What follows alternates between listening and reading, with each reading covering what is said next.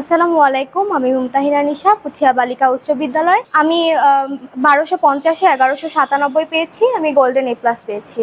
এতে আমি অনেক খুশি, এমনকি আমার পরিবারও অনেক খুশি, আমার বিদ্যালয়ের প্রত্যেকটা টিচার খুব খুশি। আর আমার বাবা, আমার মা আমাকে যদি সাহায্য না করতো আমি কখনো এত দূর পৌঁছাতে পারতাম না। আমার এই রেজাল্টের পিছনে সবচেয়ে বড় অবদান আমার বাবার, তারপরে আমার মার। আর আমি যদি নিজে কখনো পড়াশোনা না করতাম আমি এত দূর পৌঁছাতে পারতাম না। সেক্ষেত্রে আমার এই রেজাল্টের পেছনে আমার স্কুল সহ, আমার পরিবার সহ, আমার এই টিচারদের সহ সবার অবদান রয়েছে।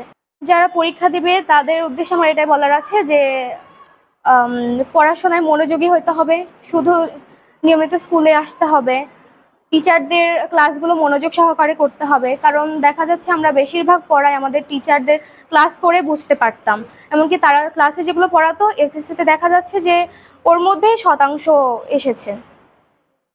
তারপরে ওদের কি এরকম যে 7-8 ঘন্টা পড়লে যে ভালো রেজাল্ট করা যাবে এরকম না, অনেকে 2-3 ঘন্টা পড়ে অনেক ভালো রেজাল্ট করে। সেক্ষেত্রে যদি মনে হয় যে আমি 2 ঘন্টা পড়বো, সেক্ষেত্রে মনোযোগ সহকারে পড়া লাগবে।